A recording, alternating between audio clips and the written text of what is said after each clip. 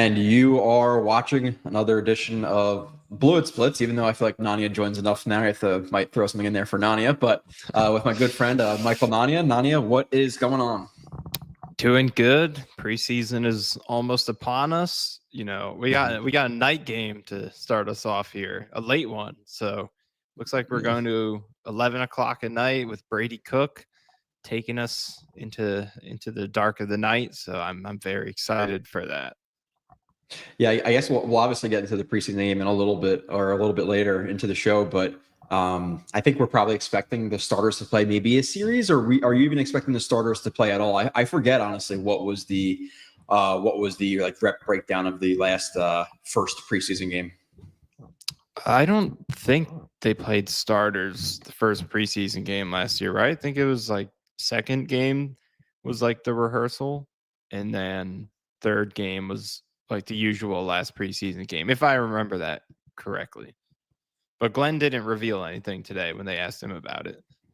Yeah. I'm curious to see who plays the most and all that. And there's a lot. Like we're going to talk about the depth chart, and obviously we know it doesn't really mean much because the coaches do not go to the media interns and say, or media people and say, hey, this is the actual depth chart. So it's just a bunch of people guessing really what the Jets depth chart is, and maybe it's based on what they see at practice, maybe it's not. We don't really know, but the depth chart never really ends up being what it is at the start of the season. So we'll talk about it a little bit. We'll talk about position battles. We'll talk about a bunch of things. Something that's happened, I guess it happened about 4 or 5 days ago, and I didn't really.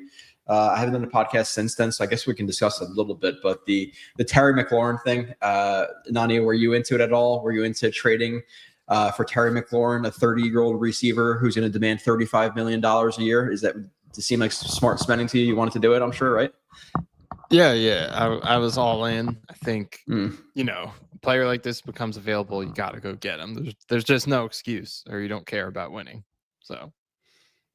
Yeah, no, I don't think it makes the most sense. Like if it were the Jets, maybe last year or the year before that, if you wanted to get like a Terry McLaurin, like, hey, why not? Let's go for it all.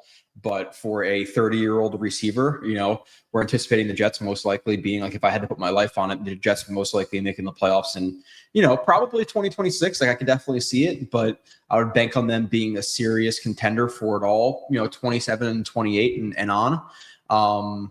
And even with that being said, like you could see how quickly teams, can change their fortunes if they just get a quarterback like Jaden Daniels. Last year, the Commanders were a predicted like 4, 5, 6 win team, and they went to the conference championship game. So like it can turn around quickly. But I'm assuming, and I want Justin Fields. The fan in me wants me to him to work out, but obviously, if I had to bet, it's Justin Fields not going to work out. And then if you do trade for a rookie next year, I'm not going to assume he's Jaden Daniels, and maybe it takes him until his second, third year to really be, that truly great quarterback. So I'm anticipating being, a very, very competitive team who can maybe go for it all things work out with that rookie quarterback in probably 2 or 3 years. So at that point, Terry McLaurin is 32, 33 years old. Is it the smartest allocation of resources? It would be fun, but I'd rather take that money, that $35 million a year, and try to re-sign John Simpson and AVT, right? Like if you could choose one jet going forward, would you rather have, well, not one, but a package, AVT and Simpson, even though it probably costs a little bit more than Terry McLaurin, or Terry McLaurin, but you kind of get what I'm saying, AVT and JJ, AVT and JJ or Terry McLaurin for the long term of this team. Give me AVT and JJ. So I don't think it's the smartest idea to spend on a guy who's you're going to be that old in a few years. You just paid Garrett Wilson. You want to make him happy. Justin Fields is not necessarily known to be going to his second receiver a ton. So I don't see a world where it works out with Terry McLaurin. So it's an absolute no for me. I don't see the Jets being interested at all. Yeah, completely agree. It's just not in line with the philosophies we've seen this year so far. Mm-hmm. Yeah. So we'll say hello to the chat a little bit. And actually, no, before we even do that, training camp, any like large takeaways? We're gonna talk. I'll say the one thing to me is, and we'll talk about a few guys who I think are impressing fans a little bit more than they would have assumed. I think Arian Smith's been a little bit more impressive than some fans have assumed. I would say I don't want to be like an Arian Smith stan. I understand the pick because I just didn't hate it. I feel like most Jets fans hated it. I'm just saying I understood it. And like a guy like Brandon Stevens, who we could talk about a little bit, but my biggest thing is Glenn, man. Like it's really hard to root against him, and maybe it's just because I think maybe outside people look at him as like an asshole, but maybe because we've been lacking discipline for so long, like we really like the discipline aspect of it. I love that like 7-minute, 8-minute video they put out of him, mic'd up at practice. Just seems like he's a very energetic guy. Doesn't seem like he's fake at all. And then the thing, you're watching some of these interviews and stuff, and after the practice, he's like, "Yeah, the Jets chant like got to me." I don't know if he like teared up or whatever, but like he got choked up seemingly a little bit hearing the Jets chant at practice. And he said how appreciative that he is that they gave him his first shot, and now his as a player, and then his first shot now as a head coach. So the Jets organization means a lot to him. So I'm really hoping that like this is the end of it. It's going to be Glenn, because like with Salah, I was like, oh my God, like the dude's brother was in 9/11. Like this is meant to be with Salah. Like he's going to turn it all around, and I convinced myself. But Glenn again seems to be what Salah pretended to be. Loves New York for multiple reasons. I think he's actually going to hold his players, to feet to the fire if they're committing penalties and things like that. And then also you have like how many times this offseason already, this training camp has like a player kind of not directly shit on Salah and that regime, but indirectly being like, yeah, this is the first time I've been disciplined, or I've been disciplined in my entire life as like an NFL player and all that. So overall, like, what are your thoughts about Glenn, kind of the players appreciating the culture he's building and holding guys accountable? Yeah, I mean, I think the quotes from the players are some of the most interesting things that we've seen, because, they don't have to do that. They could just like, praise it in a generic way. But the way that so many players have kind of compared it to that past regime in such a favorable way, and they're not even going out and saying like, oh, no disrespect to Salah or our old regime. Like, we haven't heard any of that. They kind of are just unanimously saying that it's new and it's different. So it's promising to see that. And I think just hearing from Robbie, like some of the things that he's described, like how different the drills feel in terms of intentionality and physicality of the drills, like seeing tackling drills coming back, seeing the refs coming back to practice. And like, obviously none of this stuff directly correlates to victories or anything like that. Hopefully it does, but it doesn't guarantee anything. But seeing it right now, and comparing it to what we're used to, it just feels like it's a more professional and deliberate kind of operation that they have going on there. That's very focused on a defined way of doing things. So maybe it'll amount to us just reaching for reasons to be hopeful right now. Like, we could look back and say about the beginning of Salah's tenure, we said a lot of positive things then that were somewhat similar to this. So I don't know if it's going to work out or not, but just looking at it right now, I feel like there are things you could point to that are tangible and legitimate, that are positive changes compared to what we became accustomed to. So I think that is the most important thing to take away from camp so far, more so than any individual player or how they performed and good practices, bad practices, who's winning on which side of the ball. I think just that overall kind of feel of the camp and how things are being run is what I've taken away the most so far. Mm-hmm. What do you think about this one? I'm not sure. Maybe this is from a comment today, 'cause I saw a little bit on Twitter, but Jets Nation NYC says, do people realize that Fields doesn't process well enough that he has running backs involved? I think he has like 3 touchdowns ever to running backs. It would have to be something predetermined by Tanner. Running backs will do nada in the air. This is kind of like a super involved conversation, because if he's me a guy who's not going to go from 1 to 2 to 3 to 4, the running backs can get involved quite a bit as like checkdowns. If he's going to be like a 1-2 read checkdown guy, because the running backs are typically that checkdown. You have to look at it like that. You have to look at it like, okay, in terms of the running backs he's had in his career, are any of them true passing threats? To me, Najee isn't. I don't think Jalen Warren's a big receptions guy. Obviously, he had Montgomery, right, and with the Bears, correct. He's not the biggest, receiving type of back. So With the Jets, though, I think, and based on the way they're talking about Breece Hall, like getting him involved in the passing game, typically, if you are going to get a running back involved in the passing game, like he would be one of the first two reads, whether it be like a mesh rail or something like that. Like you're kind of looking for that for the running back in a situation like that. Or it could be a thing where, they flex Breece out, and if they see a linebacker covering him, they alert that play, and then he is the first read because they're going to take that matchup. But I don't think the running backs are going to truly be like the third option and involved in a very complex concept. I think it's going to be either really your first read or your first or second read in that specific play, or it's going to be a thing where the running back's just the check down. I'm not sure how much receiving yards the running backs have gotten from checkdowns from him in his career. I don't know if you can really figure that out, but with a guy who doesn't process well, I'd actually assume it'd be quite a bit they checking down to the running backs. So yeah, there's it seems like Jets Nation NYC really does not like Justin Fields based on some of these okay, I didn't see the rest. He says he's out, but he effing hates this team. They should bench Fields for Tyrod if they're serious about winning games. Do you have any thoughts on that? Yeah. So I think we've talked about this before. Gun to your head right now. Like, would we take Tyrod over Justin Fields for one game? Yeah, probably. But Tyrod doesn't have the upside that Justin Fields has. So if this was a season where they needed to win it all and stuff, and life or death, if they didn't win 8 games and they're out of the NFL, then yeah, I would probably want Tyrod to start. But that's obviously not the situation. The Jets aren't really going to be competing for anything real. So why not give the guy who's 25, 26-year-old the chance? Again, obviously these situations, it came from the Jets, but coming to the Jets with Justin Fields, going away from the Jets, you had Sam Darnold, Geno. It can happen with Justin Fields. I think it's probably only a 10% chance, 15% chance, but Tyrod has a 0% chance of being a long-term starter. So why not take that risk? Right. And I know you feel pretty the same way. So yeah, I mean, I guess the only conversation there, I think for me, is like,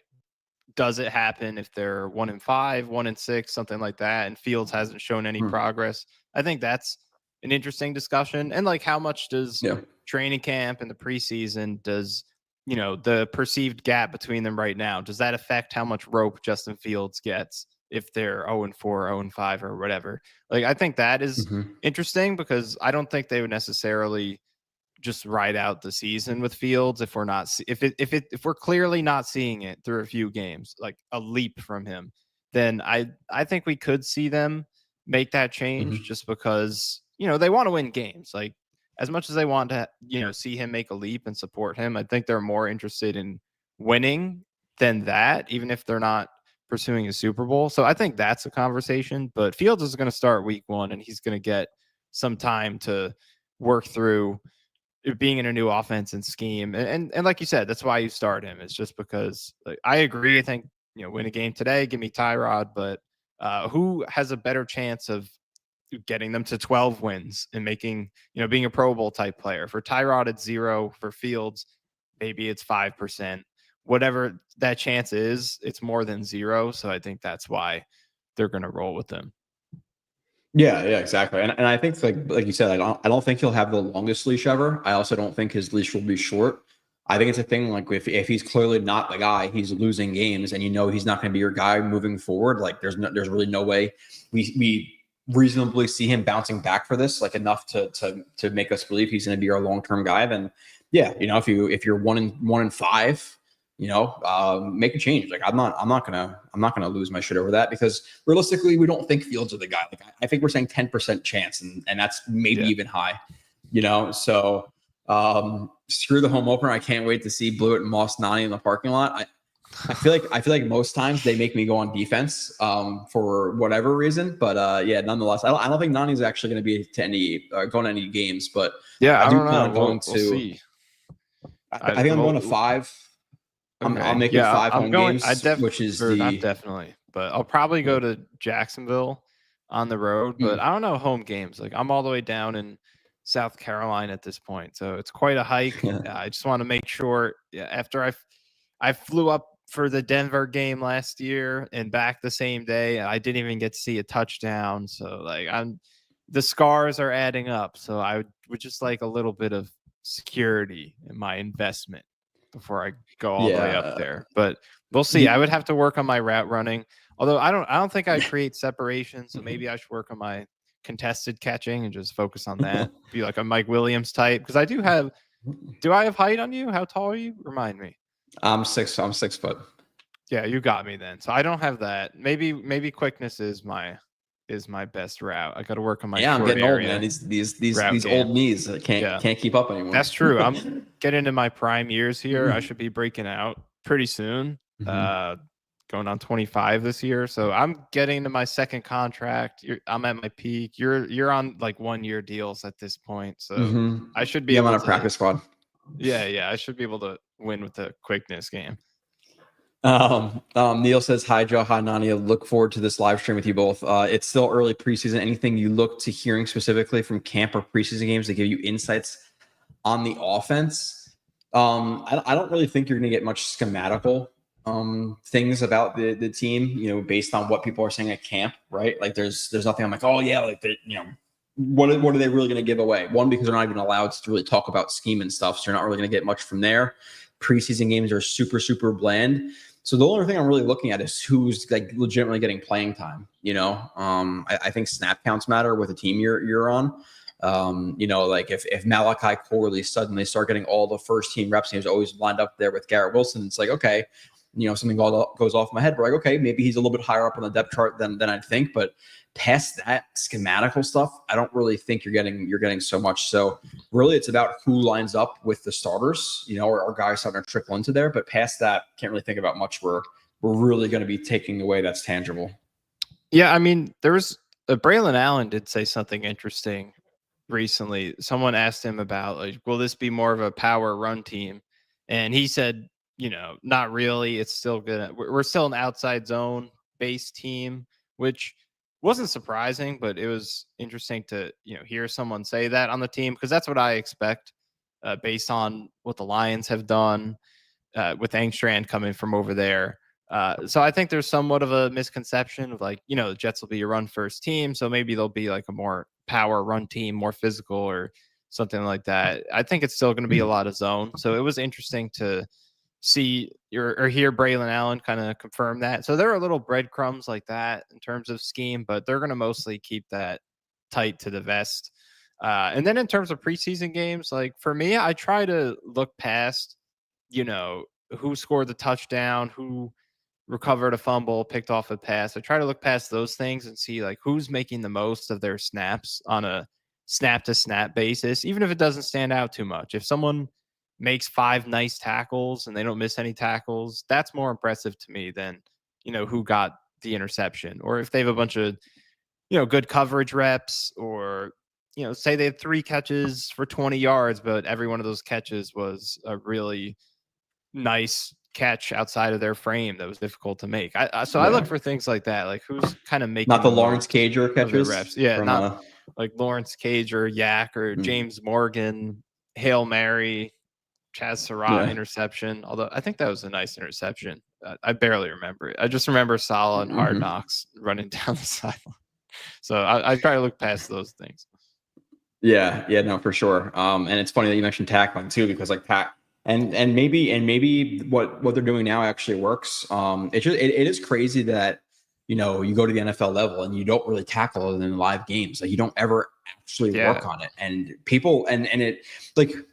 And I thought maybe I knew that, but really hearing it from a lot of these guys now, it's like, that's crazy. And that's why some of these guys just suck at tackling forever. Jordan Whitehead couldn't tackle, and Cisco, a guy who I think he making plays from the Jets, but unfortunately for him with the Jags, he really struggled with tackling, but maybe doing this in camp and going live at least quite a bit, or quite a bit relative to other teams, maybe it'll actually really, help some of these guys because the tackling is brutal. So yeah, like little things like that, like can you tackle, and I think it's important that Glenn is doing that. And not, unfortunately, you risk injuries, but I think it's a risk I'm willing to take. But Brady Cook could win 10 games, and we'll kind of talk about some like battles and stuff like that before as we talk about the depth chart. But really, anything? Do you have any inkling on Cook versus Martinez? It doesn't even matter. Like most likely, the Jets are not going to carry 3 quarterbacks. I'd probably bet my life on it that they're only going to carry 2. But the QB1 of the practice squad. Who would you say that QB1 is? Well, we are just seeing reports right now that Tyrod didn't practice with a knee injury today. I don't think that's serious, but we know he's a little injury prone, and so is Fields has not been perfect, so it could get down to this third guy at some point. I think it'll be Martinez. I think he was solid for who he is in the preseason last year. Brady Cook seems like he's been pretty erratic in camp so far, so I would bet on Martinez. I wouldn't bet on a QB3 preseason battle, but I would predict Martinez. Zachary Berner says, is Fields being 4 for 16 a worrying sign on August 4th? Was he 4? I didn't follow camps. Usually it's been early a lot. I guess camp was in the afternoon today. I've been so busy since whatever time. I didn't see any updates from camp. Was he 4 for 16 today? I knew a couple days ago too. He was like 4 for 12. So it seems like he's struggling a little bit the last week or so.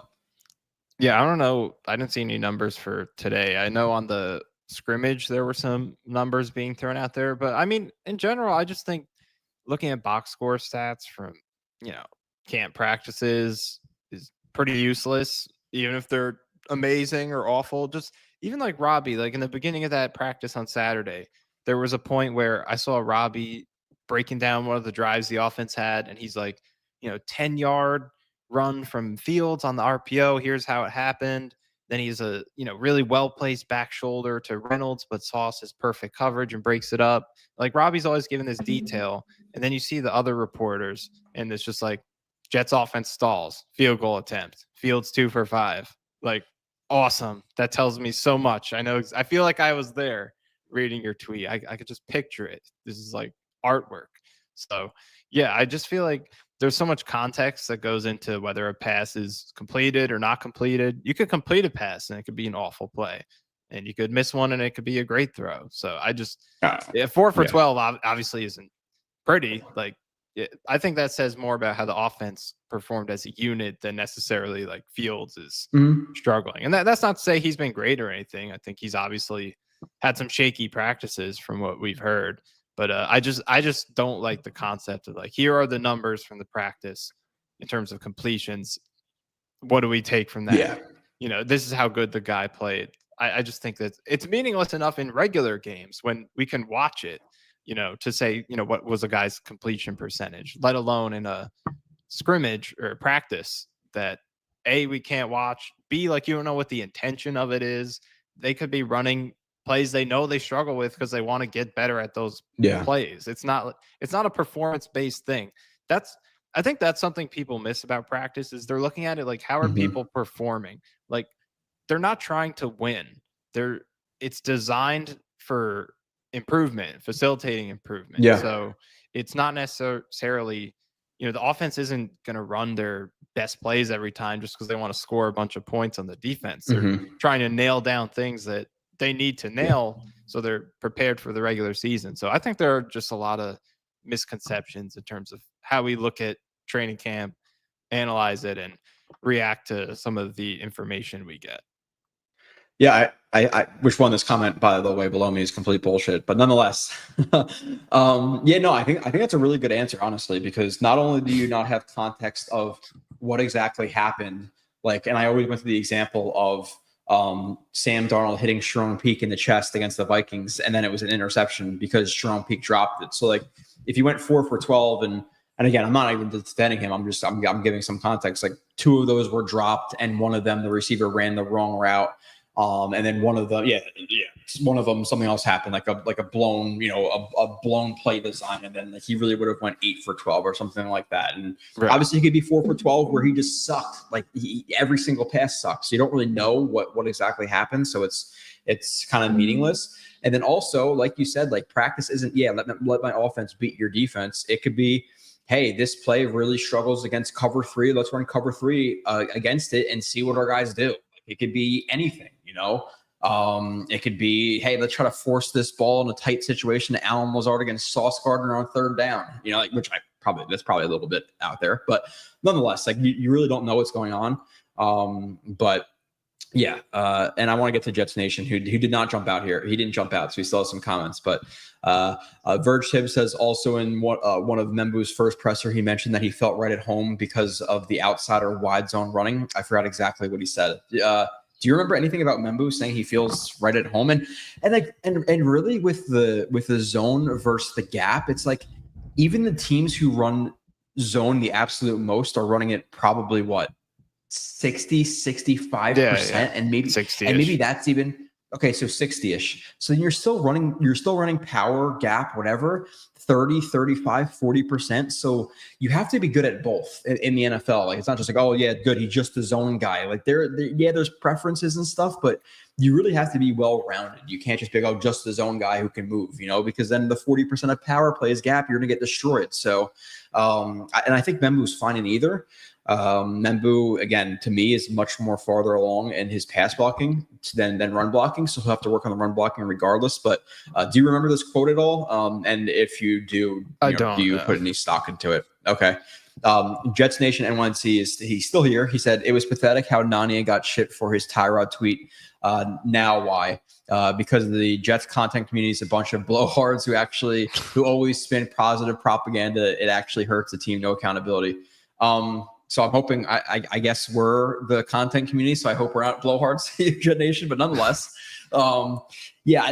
realistically, does what Nania says on Twitter or anybody on Twitter make the team accountable or not accountable? That's the only part I'll disagree with. I don't think anything we say really matters, to be completely transparent. But with that being said, why does Nania? Yeah, Nania speaks the truth a lot, and people don't like to hear it. And I'll say it, and they're like, "Oh, Nania, you nerd, whatever." But I agree with you. Like, maybe I'm a nerd too, but I'm a film guy. And if we were playing the Steelers for, all the chips on the table right now, give me Tyrod for one game over Justin Fields. But again, like we said before, it's a thing where we're looking for, him building upon his he has enough time to build upon himself and hopefully become a better quarterback and a starting level guy. But right now they're both bottom 5 quarterbacks in the NFL, like realistically, right? Like, and everything at practice, it seems like Justin Fields is struggling with the same stuff, right? Like, oh yeah, some beautiful passes, beautiful deep ball, beautiful touch here, beautiful run. But then it's like, oh, he missed a guy over his head, which happened because sometimes he throws the ball a little bit too hard. And it seems like he's struggling getting through his reads and like holding onto the ball too long, which he always did. So it seems like he's been the same guy. Again, don't take too much from practice, but I'm not expecting so much from him. I'll just be honest. So Nadia, why do you get so much shit? Yeah, I don't know. That one was like, it was one of those practices where Tyrod was lighting it up. Fields was struggling, which is, it's happened a few times at this point. I just said something like, I'm curious to see, how they balance Fields' development versus, Tyrod at this point seeming safer.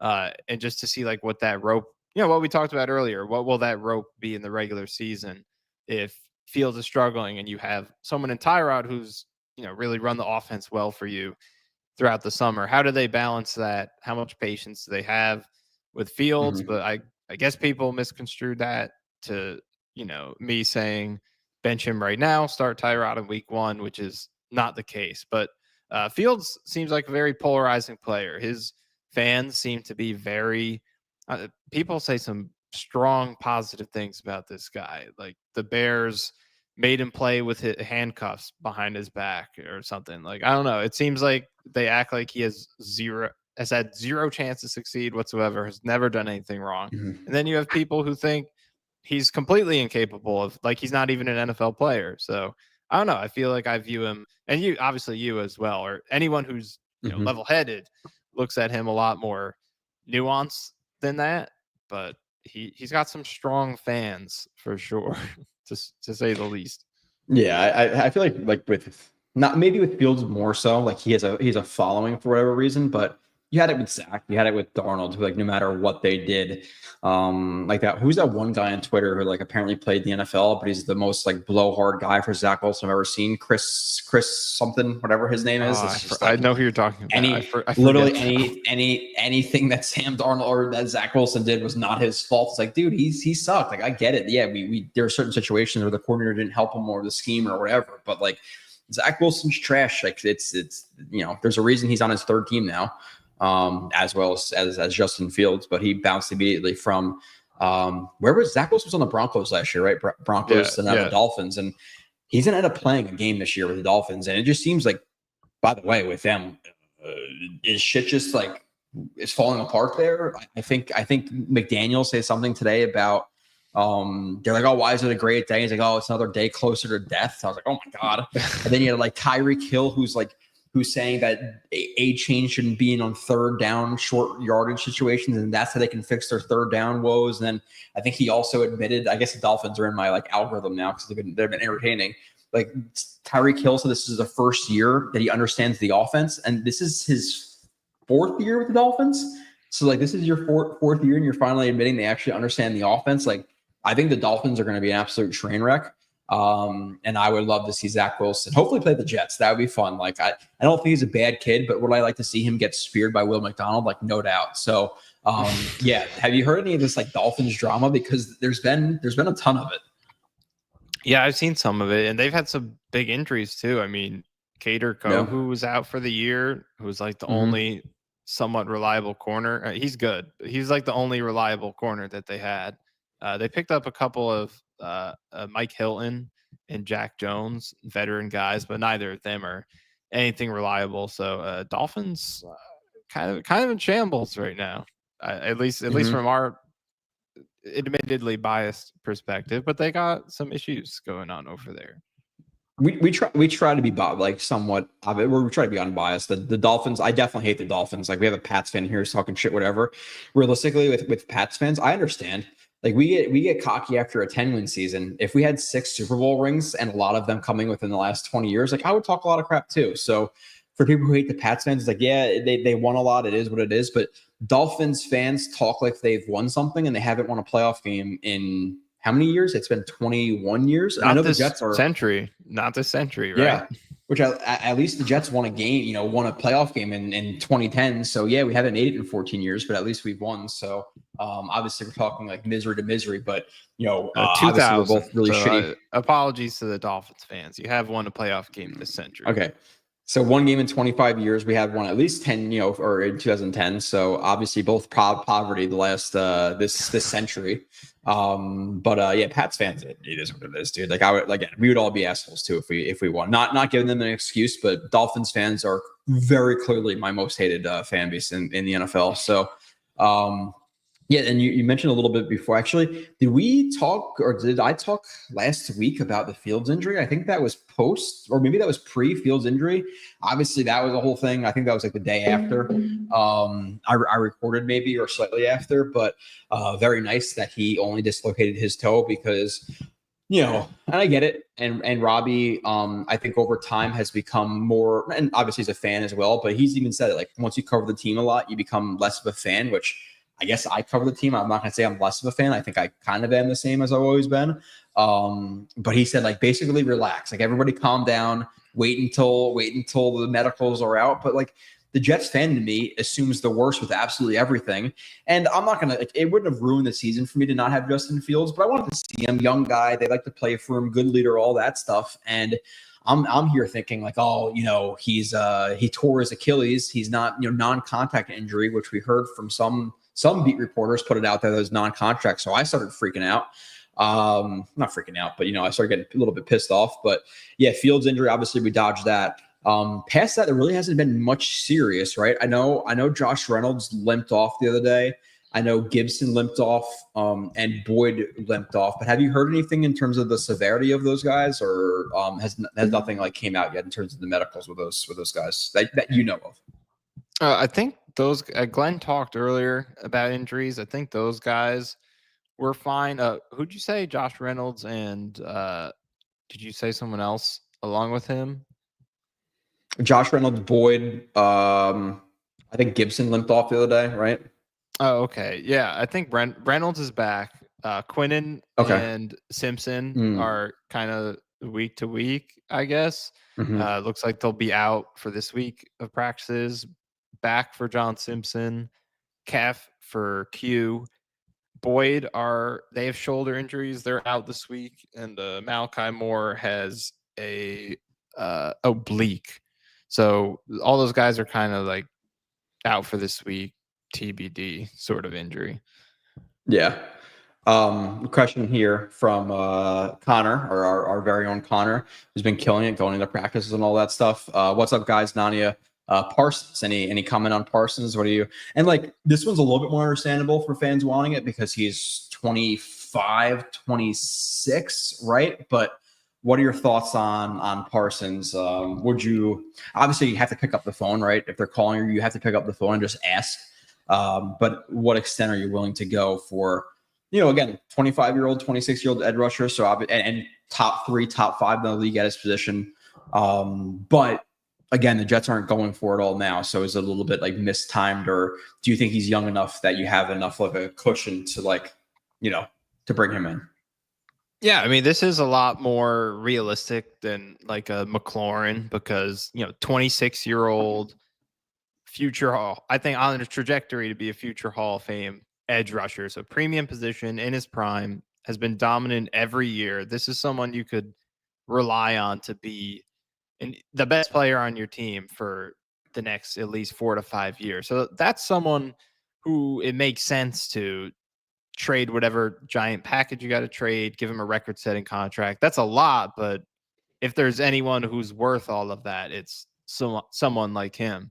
So I think even if you're a rebuilding team, you got to entertain this possibility because you don't get that opportunity very often that someone like this is available. The only thing that gives me pause for the Jets, well, not the only thing, because it's a lot of draft picks. They still have a lot of depth of the roster to fill out. They just gave out 2 giant extensions. So at what point are you going to start sacrificing a large quantity of starters just for some of these players if you add him to the mix?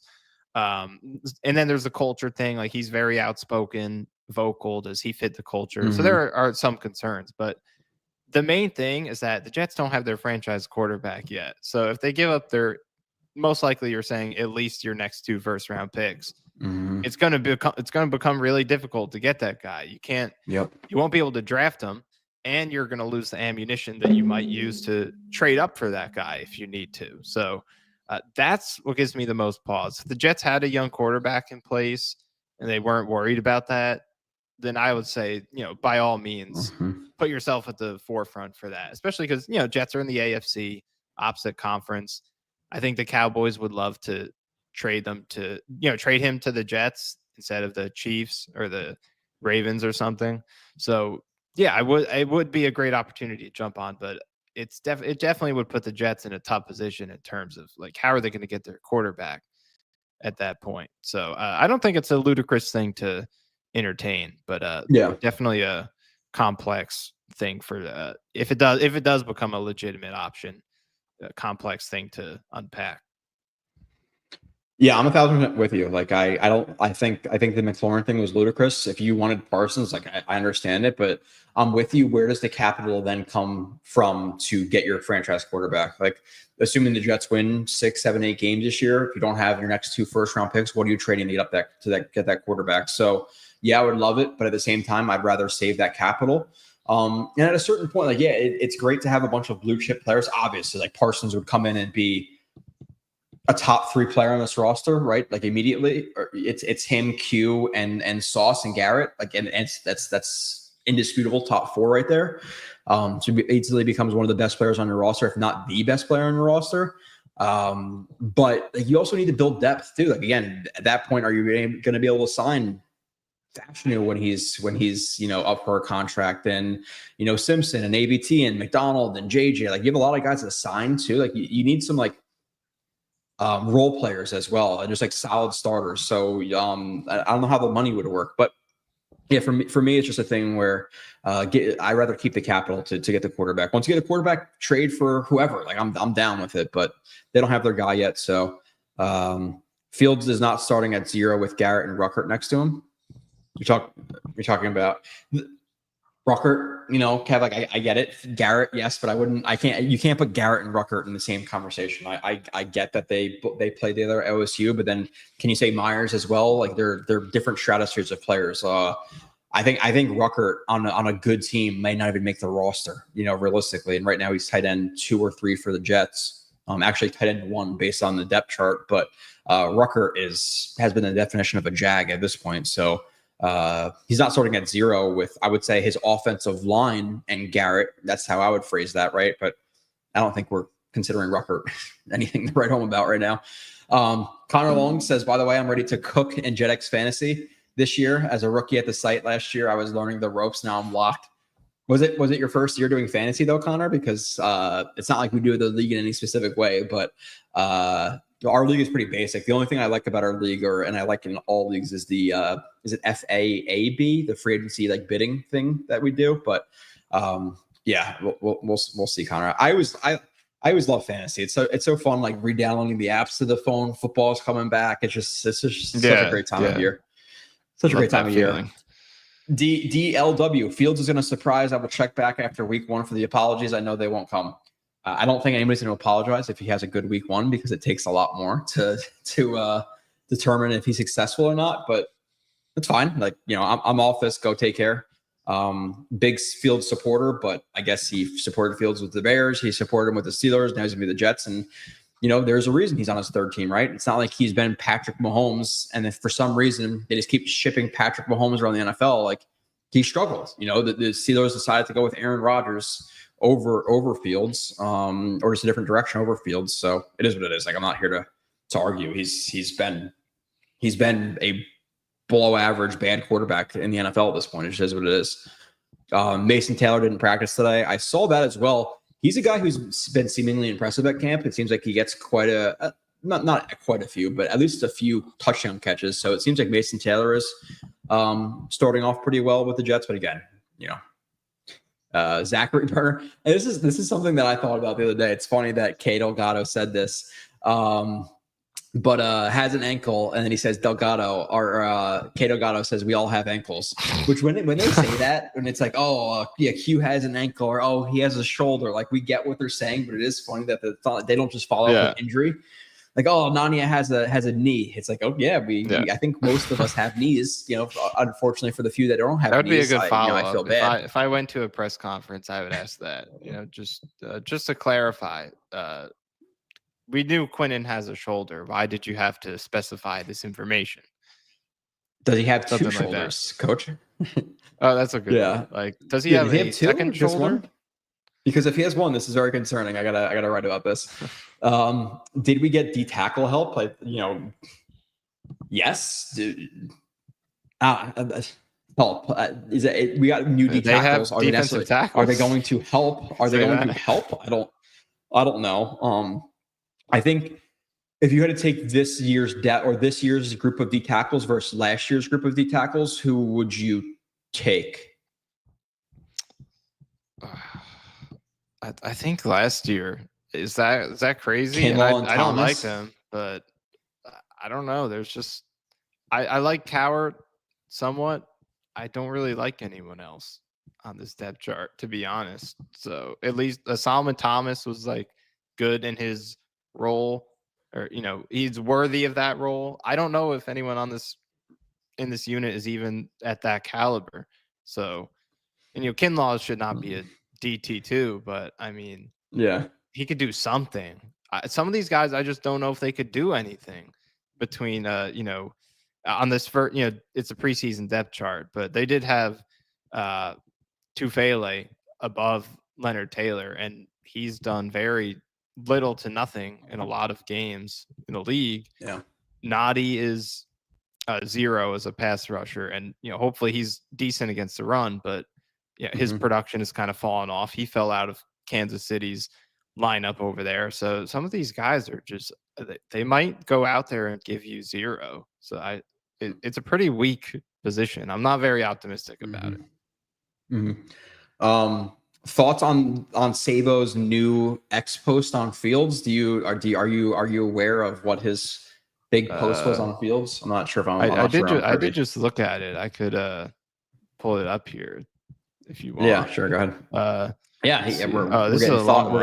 It's kind of an article. Sabo does like to his very deep and in-depth thoughts. It's funny. Yeah, pull it up. Cato got to say I appreciate Sabo, but man, 25% completion percentage is always a red flag. Justin Fields wasn't as expected today. Much better than Saturday. Much better. Some misfires, some drops. Garrett Wilson had 2, one of which was thrown a tad behind, and some bad luck. 2 great incompletions as Breece and Lazard couldn't remain in bounds. Is this a lot longer? Do I have to read this entire thing? How long is this? You're gonna start scrolling down after I saw. You don't have to read the whole thing. My god! Yeah. Okay. Oh my god! Basically, yeah, I don't know. He summarized it was an improved day, but a very kind of like we were talking about. Like it's a very Justin Fields type of day. Like they were building the offense around him. They want to emphasize this is a good line. They want him to be him, but they're trying to build a specific style of offense to fit his skill set and try to live and die with that, the limitations and the strengths of that. So it's kind of what Robbie's mostly getting at. Kev Trout says, in my opinion, all offense will be better minus Hackett. Oh, you're talking about like minus Hackett means everybody's gonna get better. Yeah, Hackett and Carter. And with the Fields thing, like I would say it's a yellow flag, right? Like I'm not gonna say red flag. But do I like to see, hey, 4 for 12, 4 for 16, 3 for 10, all this stuff? Like, no, not necessarily. But again, there's a lot of context, so I'm not gonna say it's a red flag. I think you may be jumping the gun a little bit there. Maybe yellow, a slightly, I guess, slightly yellow flag. Tony Lee says, do you think we re-sign AVT and Simpson? I think AVT could be during the year and Simpson maybe after the year they try to re-sign him. But he says not sure what their contracts are, but I'd love to see them for continuity, I guess. Yeah, continuity if they both play well or would rather use that money somewhere else. I don't think using your money on the offensive line is a bad thing at all. Like if they wanted to have 5 studly offensive linemen, have 5 studly offensive linemen. It's like it's if we're talking about like Quincy Williams, re-signing him, maybe we use our money elsewhere smartly. But AVT and Simpson, it seems like guards are. I'm not going to say they're at tackles money, but they're creeping up. Like guards are getting paid quite a bit. You're talking about $20 million plus a year now for guards, right? So I'm anticipating Simpson would probably get, if he had a season like last year, probably, because he's like 28, 29, probably $16, $17 million a year. And AVT might get like 20, 21, 22, something like that, right? If I had to guess right now without having a lot of context in front of me, I don't have a lot of the recent contracts signed, but gun to my head, it's like AVT, $20 million, $21 million average annual. And then Simpson would probably be 18, 17, 17 and a half, I'll say. Yeah, I mean, it definitely is going to be lucrative, but I think to keep your core offensive line pieces intact, it's something the Jets haven't had a chance to really do. They've signed outside free agents, which mostly didn't work out, but a homegrown offensive lineman re-signing long-term. When was the last time they've done that? Like Brian Winters? Is that the last time? So and Simpson's not homegrown, but re-signing someone, I still think you should do it. Extending a player is a good usage of resources, because spending that same money on an outside player is just more of a risk because you don't know how he's going to perform in your environment. But when you're extending someone, that they could play well for your team and your city in that specific situation. So it's just a reliable spending. Obviously, it's not guaranteed to work and it bombs sometimes, but I feel like it's definitely a higher hit rate of getting your money's worth on an extension versus the same money for an outside player. So I am still all for re-signing both of those guys. Yeah. Tippmann or Josh Myers at center. I think again, I think it's like it is a legit competition, but they're gonna let Tippmann win, right? Like it's so maybe it's not legit. That legit's not the word I should use then. I think they're portraying it as a competition, knowing that Tippmann's gonna win it, just to push him, right? Like we're not pouring anything into this. I think we've probably said this quite a bit now, right? There's really not much to add. Yeah. Fields is on his third team because he chose to sign with the Jets and not the Steelers. Didn't want him. You are a serious hater. The Jets have a franchise quarterback. Like, fine, if you think that. If Fields was a true franchise quarterback at this point in his career, he wouldn't be getting $20 million a year, though. He'd be getting 35, 40 minimum. And even the guys who are getting 35, 40 are guys who are like, I think they are franchise quarterback, but maybe not, or even like towards the end of their career. But let's be realistic. If a franchise quarterback hit the market, he wouldn't be making $20 million a year, right? Like, so based on the money he was paid, nobody thought he was going to be a true franchise quarterback. I think the money he got paid is a lower tier starter who has some upside, right? Like the money kind of dictates what exactly the Jets thought of him. So while they may, and obviously they want to pay people as low as they possibly can, but just being realistic, if he was a franchise guy, he'd be getting a lot more money. So the NFL kind of told you what they think of him. Now, as a Jets fan, I hope he's the franchise quarterback. Like, obviously, I want him to be the number one quarterback in the NFL, but watching him with the Steelers, there's a reason he was benched. Watching him with the Bears, like, obviously he moved on for a reason. So to this point in his career, he's been a lower tier starter who, as a Jets fan, I'm personally hoping he absolutely dominates. But I'm not going to lie to you, because I've watched the film, I've done the breakdowns. Like, if you want to go and tell me that he's a starter and he's great, and you want to contest plays that I've broken down on YouTube, then go and say, hey, you're wrong about this play because of this. Like, I put it out there. There's reasons I don't believe in him, while also acknowledging that I hope he works out. But like, I'm not a hater because I'm just being honest. It's, again, if Patrick Mahomes hit the free agency market, he would probably be getting $90 million a year because everybody would be bidding for him. So again, the NFL, $20 million a year, it's probably because of the lower tier starter, right? Like, is there anything he also really got traded here? for a 6th round pick by the Bears. So yeah, franchise quarterback potential traded for franchise quarterback, but I don't think he's you don't call him a franchise quarterback when it hasn't been solidified yet, but either through his performance or the way the Jets are invested in him. Like, that contract they gave him is way down for a quarterback. That's like borderline backup money at this point. Not quite, but it's at the bottom for veteran starters on contracts that have been signed outside past their rookie deal. It's like a trial. It's a 1+1 type of deal, sort of. So yeah, potential franchise quarterback, but definitely not proven yet. Yeah, he said, well, there's a reason he was benched in Pittsburgh. Not only did, remember, like, it was like the last 2 or 3 games. I think the Raiders game, he was pretty brutal. So yeah, just go watch the video. DLW, it's out there.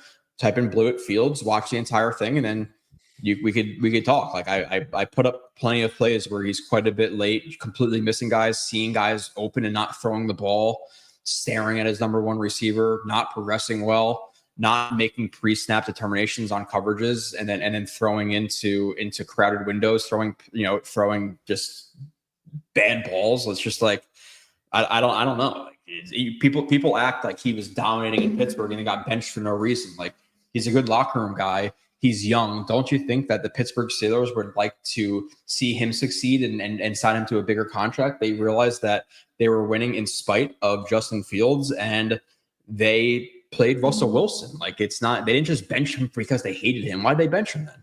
I don't know. Right. But go watch the video. 3 TDs. You have to be cherry picking plays. It's like an 80 play review. So no, I'm not cherry picking plays. It's just like, again, you're just there's no you're not arguing anything. You're saying you're a hater, he's good, and I'm saying he sucks, basically. Dude, like, this is so pointless. This is why I don't argue with people on Twitter, because you're not actually arguing anything. Go to the thing, go to the actual video. But yeah, we hate him. He played well. The coach benched him. My guy. The team wanted him to play. That's cherry picking. Yeah. Okay. What do you think of this one? This channel, yeah, no, we don't watch any. We just watch highlights and follow the stats. So that's it. But I want to argue with you. We're seeing facts. We like to argue. Go again, DLW. Go watch the actual film episode where I break it down for 2 hours, and then tell me, oh, you're wrong on this play because of that. Like, you're just saying, oh, he's good. You're not arguing anything. You're not arguing. You're just saying he's good. You're an idiot. Okay, thanks. You really added a lot, DLW. If Fields plays bad for 5-ish games and they'll play Tyrod, that's life. Yeah, again, he made $20 million. It's like, if the Jets saw a legit franchise quarterback on the market, they would sign him for a 5 or 6 year deal for $50 million a year, not $20 million. But nonetheless, we'll I'm not a millennial. Try someone else. Okay. Yes. I've watched every game. It's like the people who are like, oh, I'm old. I'm an old fan. I know more than you. It's like, yep, got me. I've been You got watching me. since the Ken O'Brien days. You Don't tell me I don't know got me. football. It's like, so, okay, so you're 70 years old, so you know everything about football. So if Sean McVay walked into that guy's house, he would just be spitting facts to Sean McVay because Sean McVay is 30 years younger than him. So he knows automatically more than him. It's like, what are you doing? But all right, let's go over the depth chart a little bit. Well, we're not going to keep arguing about Justin Fields because it's been way too much time of doing that. We've been talking about this for I don't know how many months, but nonetheless, I hope he works out. I hope these guys are back in here saying I'm wrong, but we'll see. Okay, let me bring up the depth chart here. Okay. Chrome tab. All right, we're gonna go to the depth chart a little bit. We'll talk about some competition, some things that are a little bit surprising or not surprising on the depth chart. I really don't think there's much. Nani, you could see the depth chart on your screen, correct? Yeah. Okay, this one's like opposite. Typically, you see quarterback first, fullback next, all that stuff. But nothing surprising from quarterback, obviously, right? Fields, Tyrod. Sorry, Fields. I'm getting people's Fields again. But Adrian Martinez, Brady Cook, and I know you said this before. Like he's been erratic. It seems like at first he was really bad, but it seems like recently he's been getting more steam than an Adrian Martinez, and maybe because he's younger than Martinez, or at least in their NFL careers, maybe Brady Cook gets the third spot, or really the practice squad spot. But in terms of like the battles and stuff, for the spots on the depth chart / like preseason games, I think the really only true battle at quarterback is the battle between Cook and Martinez. And I think they're only battling for a practice squad spot, right? Like neither of them are going to make the 53. Yeah, we'll see. And they could both run. So, they're good fits to step in and run the offense the way they're designing it for Fields. So curious to see how they pan out. Yeah. All right. And then fullback, obviously we have Beck. Again, I think he may out like, would you be surprised if the fullback outsnapped tight end 2? And we'll get to tight end 2. We think it's going to be Mason Taylor over Jeremy Ruckert, but we'll talk about why or whatever in a little bit with the tight end position. But would you be surprised if a Beck outsnapped the tight end 2 in this offense?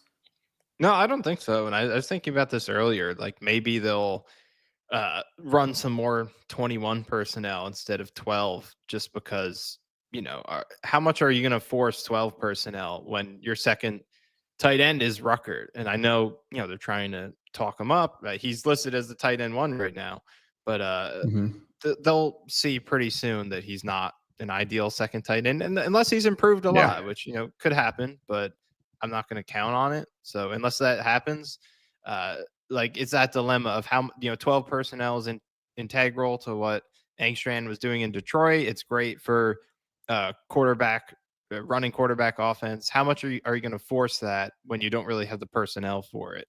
So I could definitely, and we've talked about it, we could definitely see Beck taking some of those snaps. It's interesting that he's listed, not surprising, but it was possible they could have viewed him as a tight end and put him in that part of the depth chart, but he's still there at fullback. So I think that helps his roster case because he doesn't have any competition over there. So I guess that's worth noting. Yeah. I'm going to add some comments here too. John Hassel says Ed Darnold was traded for what again? A second, a fourth, and a sixth, right? Was Darnold? Or was that Darnold? Second, a fourth, and a sixth? He had a career year last year. I'm not sure your evaluation of Fields a moment ago is logical. Like obviously there are outliers, but when you tend to get traded for a fifth or a sixth round pick, it's usually not going to work out. And Darnold was traded for a second, a fourth, and a sixth, right? So that was actually legitimate capital that was given up for him. Yeah, I mean, I don't know. Am I mistaken? I don't know what part of what I was saying about Fields that's relevant to, but if it was the 6th round pick thing, then yeah, Darnold was a completely different package that showed that the league viewed him more highly than they do Fields. The second round versus the second, like you said, I think it was second, third, and sixth, much more substantial than Fields just being valued at a sixth. So I think it is a different And it took Darnold getting to a third different team after the Jets until he got there. And I think he's always had more. He struggled a lot. I didn't think he'd ever get to this point, but he definitely showed more legitimate quarterback potential in those first 2 seasons than Fields. Like, obviously Fields is better athlete, but Darnold had really good games of quarterbacking early in his career. Not enough for the Jets to stick with him, but there were some great games in there. Fields hasn't had too many of those, not as a complete, pure passing. So I think they are different. I mean, they're similar in some ways in terms of, where they are as reclamation projects in their mid-20s here. I mean, I think Darnold's a good thing for Fields. I think guys like him and Baker and Geno have created new faith for teams to have, and guys like Fields who were high draft picks. They have tools. Maybe they can figure it out on their third team, fourth team, mid-20s, and be late bloomers. So, I don't know what the comparison was, but I do think they're different in a lot of ways. We got Dylan Terman from Jet Nation, right? You're still doing stuff with Jet Nation, Dylan. Go and follow him on Twitter. Could 21 personnel with Beck also be pseudo 12 personnel if he attached to the offensive line? I think if he was attached to the offensive line, they'd still just call it 12 without it. Like, it's not like a fullback lines up as a tight end and it's still going to be called 21 personnel. It's just more about where they line up. So I think it would still be called 12 with him just lined up as a tight end for that play, right? Like, it's not like, hey, I'm a fullback on the depth chart, so if I line up as a wide tight end, it's going to be 12 versus 21. So it's really about just where he lines up. But that was my idea with Beck in general, Dylan, and was like, I watched him and go on my Twitter and look up, go on my profile and look up like Beck highlights where I can actually show them now. It's just like, to me, he is easily the best skill position blocker the Jets have right now, bar none. Like, it's not even close in my opinion, unless he just completely fell off. Like, his film with the Texans was very good in terms of blocking. So to me, line up a fullback up at tight ending. Yeah, sure, call it 12. Like, I don't give a shit what you call it. It's just like, to me, I rather see him on the field than a Jeremy Ruckert, especially if you're asking him to block. Now in the receiving game, Ruckert can move a little bit better. Like, I get that, but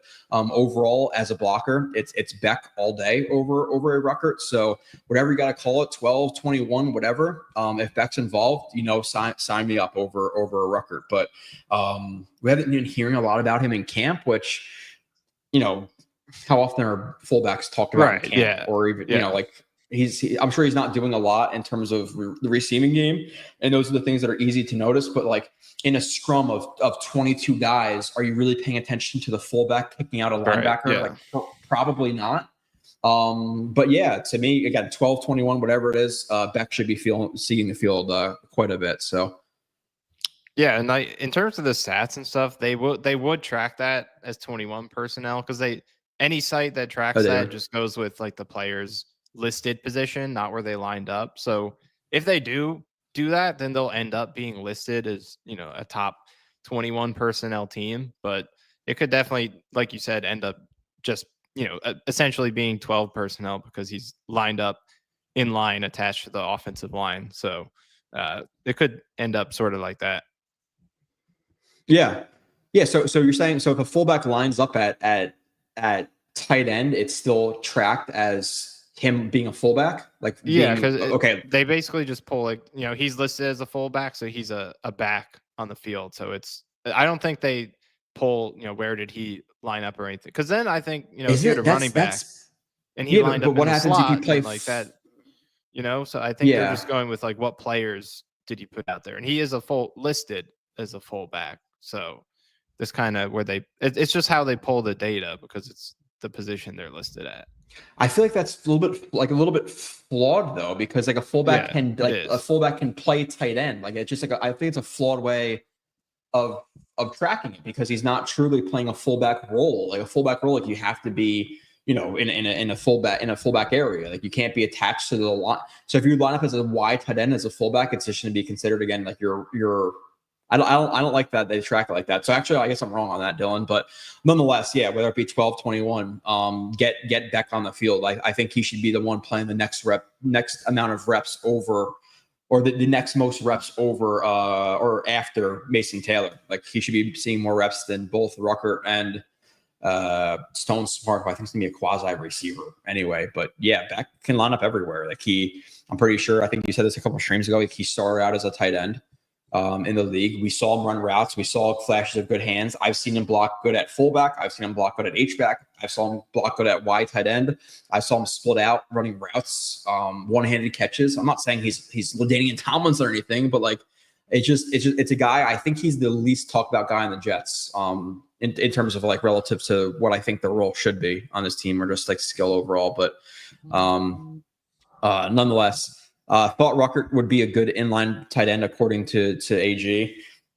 Realistically, like is AG going to shit on anybody? Like he's not going to come in, like maybe in the meeting rooms and stuff and whatever else, but he's not going to come into the media like, yeah, this guy sucks. So I think Ruckert has the physicality to do it. I think Ruckert has the strength to do it. The problem with Ruckert is he plays just so damn uncontrolled that he's just his game is so volatile. And how many times has he just dropped an open pass, or how many times has he, again, the one play last year, he caught the ball and was like fumbled the ball out of bounds or whatever happened to that ball. But he was brutal last year. So I think he has the want to and stuff, but the technical aspect of his game is just not there. Snap by snap. So. Yeah, and I know it's tough to read sometimes how legitimate the praise from the coaches are because they're never going to say anything negative, but there are also different degrees of like, maybe they hype up some players more than others. Maybe there are some guys who they never talk about, and you could pull something from the fact that they're not getting shouted out. So, I mean, I try to read between the lines a little bit and see if there's anything to draw from it, but especially with guys like Clemens and Ruckert getting talked up, it's like you just want to see it in a game before you really buy into it too much. Because these guys, Ruckert's in year 4, same thing for Clemens, and not only that for Clemens, but he's going to be 28 this year. So we're not talking about a young guy who has much untapped potential. So from our perspective, it's easier to just wait until you see it in the game first and not really put too much stock into the press conference praise. Yeah. Moving to the running backs, we got about 30 minutes left. Breece Hall, Braylon Allen, Isaiah Davis. That seems like a lock of a top 3. It seems like Davis, since Allen has been injured, it was all Allen. And now that Davis is playing a little bit more, it seems like more of the press is starting to mention Isaiah Davis's name. And I would say, I said it on Twitter the other day, just kind of like Beck, I think Isaiah Davis is one of the more underrated Jets. I'm not sure if, when people watching Braylon Allen's season versus Isaiah Davis, I don't know how you'd take away that Braylon Allen is just, and even if you have Allen as a higher ranked player than Davis, which I completely understand, I don't think when you watch their film that you could say like, oh, Allen was so much better than Davis that he's up here and Davis is down there. If anything, I actually thought Davis was more consistent snap by snap, while also acknowledging that Allen has a higher potential because of his size and his overall speed that Davis doesn't possess. But Davis is a player who I think should be talked about more in this trio of running backs. But nonetheless, past that, Nguanu, I'm assuming, and you don't hear much from special teams, I'm assuming he's the kick returner. Like he's a lock for that position right now. So he's going to be the 4th running back. But with this list, we don't really expect Donovan Edwards or Lawrence, whatever his name is, to have a shot, right? And I think Aaron Glenn talked about it on one of his press conferences. Like, realistically, he's like, hey, we got 3 really good running backs at the top 3, and it's going to be hard to kind of, I don't know exactly what he said, but basically like, yeah, we're happy we have these guys, but they're kind of shit out of luck. He didn't say it exactly like that, but it's basically what he meant. So what do you think about the running back, depth chart? And actually, I'm going to jump off for just 2 seconds. I'll be back. I'll be listening. Yeah, for sure. Yeah. Edwards is kind of interesting to me because he might be their BPA, undrafted free agent. If you look on the consensus draft board, I'm pretty sure he was their highest ranked player, and he was like well into, should have been drafted early 7th, late 6th round range. So he's a good player who might, and it sounds like he's made some plays too. So if he feels like he's someone who might get claimed if they waive him. So I'm curious to see if they find a place for him. Maybe he could push. I mean, I don't think he's in that returner competition, so he can't really push for that. But I think he'll make some plays in the preseason. But I know I'm more of the resident numbers person here. But once you're back, I'm curious what your how you're kind of picturing the split between the running back trio. How do you see that being distributed? For me, I think I'm kind of looking at it in the lens of Breece kind of getting half of it, and I'm up in the air on how the other half is going to be split. Is that like 30% Allen, 20% Davis? Is Allen going to push to, almost be even with Breece, and then Davis is kind of in the back seat there? It's interesting to kind of see how that's going to play out because like we talked about, I think we both think that Davis, and again, really small sample, but was more consistent than Braylon Allen, but Allen might have the higher ceiling because he's a good goal line player, and just his size coupled with pretty good speed for that size definitely gives him that potential to be a big time playmaker. So do you have like a set of numbers in your mind for how you could see the touches being and snaps being split between these three guys? I think some fans are like starting to lean towards Braylon Allen and Breece like splitting the reps. I don't see it that way. I think you said Breece Hall 50. I would say probably something like that, like Breece Hall 50, Braylon Allen 30, and then Isaiah Davis like 20% of the reps. I would struggle a lot more if you ask me, like, okay, what are the actual snaps they get, like, or how many? That's totally different because, like, because like a guy like Davis might play more pass game reps where he's not getting the ball, he's just there to block or leak into the flat or something. Versus Braylon Allen snaps, he might get the ball on a higher percentage of those because you're putting him in at the goal line or short yardage just so you can give him the ball. So snaps, touches, completely different. And then you have the potential of, are they going to use some of these guys together sometimes? Because we know Glenn has said he wants to use Breece Hall as a receiver more. Today, it sounded like he had a go route or a 50-yard deep bomb, something like that Robbie's talking about. So, like, is he going to be like a quasi receiver on some reps, especially because the Jets lack that receiver depth and someone else, another running back is in that backfield. So there's that aspect to it as well. But I guess like the touches combined, like carries and targets, the split of that is the most interesting way to look at it. I think I'm with you. I think 50, 30, 20, Hall, Allen, Davis is probably my prediction for right now. I'm just hoping that because I could kind of see something where Davis is just kind of buried and Allen is getting a lot more than we expect. I don't want to see that because I do believe that Davis is a really solid player who should have a role in this offense. But I could see that. Maybe 50, 30, 20 is the hope.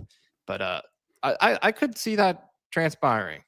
So I'm curious to see. The preseason will tell us, though, because like we'll see, who's going to be out there on Saturday. If Allen isn't playing, but Davis is out there getting a ton of reps, like that probably signals – Davis is pretty clearly behind. So I think that could be a sign for us as well.